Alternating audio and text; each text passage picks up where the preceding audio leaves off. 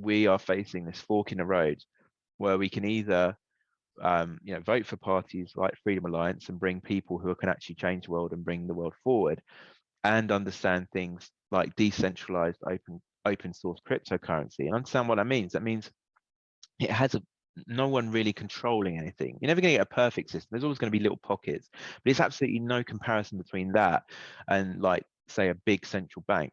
But what we're facing is this fork in the road. So we can either go off towards that, which is going to lead to not utopia, but about as close as we can humanly get to it, or we can choose what Klaus and his band of miserable men and women have in store for us, and dystopian nightmare, which is full of these horrible word salads and buzzwords and ludicrous theories, and twisting of genuine environmentalism to what I see personally as something quite silly, which is anthropogenic climate change, which I don't see there's much evidence of. But there is genuine environmentalism. And actually, like I said, with what I've mentioned before, is that the ethanol fuel, for instance, in England, where they've just raised it to 10% ethanol. Ethanol is a terrible fuel, is a very poor store of energy, and they ironically have to clear entire forests to grow like the corn that they need to make the ethanol. Right. So yeah, so they're destroying food crops, they're clearing forests.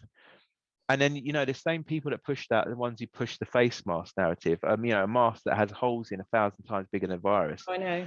And everywhere I went, I've been in the last 2 years, that are areas of outstanding natural beauty. I've always seen somewhere along the way face mask on the floor. And then you talk to these people who claim to be environmentalists, who often go along with these narratives. What do you think about the animals struggling, caught up in the ear hooks, who literally cannot get out? And even the Guardian, they admitted that they flooded the ocean with these extra crap to put in the ocean, extra crap to put in the lakes and the rivers and the streams. So we need to really think critically, and that's what we've lost, and pull ourselves out of these insane narratives and go down that left-hand fork towards a better world. With the environmentalism, we saw how that was going to look, didn't we, when they had that cop-out summit in Scotland? Yeah, it was absolutely, they flew in on these private jets, limousines, fleets of limousines and things like that. It was basically they could not have been more clear. It was like, this is us coming in to tell you what you've got to give up so we can carry on living like this. Yeah, it's as clear as that. It was really, this is what you're going to give up, and we're going to live like this. So it's clear that we're the carbon that they want to reduce. Pretty much, pretty much. Yeah. Because they know what they're proposing. To carry on with our life, and you're going genocidal. To serfs, and if you're lucky, we'll let you live. We'll have everything, you'll have nothing. You lot are polluting the world, even though we're the ones flying around in private jets. And I know. The hypocrisy did you see staggering? Biden's motorcade rolling into Rome? I couldn't believe it. It was car after car, and it all links up to the agendas. The reason they had that many cars was because the COVID narrative said that you couldn't have more than 4 people in a car, because obviously if you have 5 people, COVID knows, and then he's going to get you. Of course. Of course.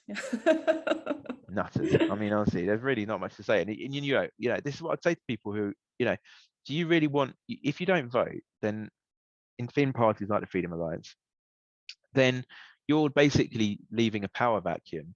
And the people that are voting in all this rubbish, they're going to go into that, and they're going to vote for their rubbish parties.